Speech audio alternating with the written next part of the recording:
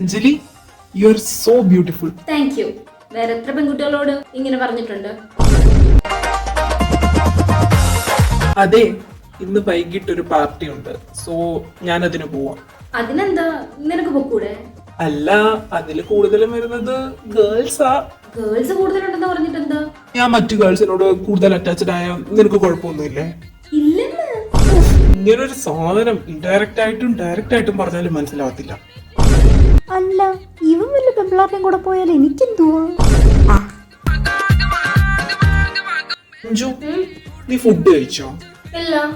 ഇത്രയും നേരമായി, സമയം 2 മണിയായി. നീ അത് ഇത്ര നേരിട്ട് കഴിക്കാൻ? ഞാൻ പോയി കഴിച്ചേ. അതെ, എനിക്കറിയാം എപ്പ കഴിക്കണമെന്നും കഴിക്കണ്ടെന്നും ഒക്കെ. നിനക്ക് നിന്റെ ഹെൽത്ത് നോക്കിയ പോരെ, വെറുതെ എന്റെ കാര്യത്തിൽ അധികം വേവലാതിപ്പെടണ്ട. Happy birthday Anju. Thank you. ഒരു കാര്യം ചെയ്തേ, കണ്ണം നടച്ച്. എന്തിനാ? അതൊക്കെ ഉണ്ട്, താൻ കണ്ണടച്ചിട്ട് കൈ ഒന്ന് ഇട്ടിക്ക്.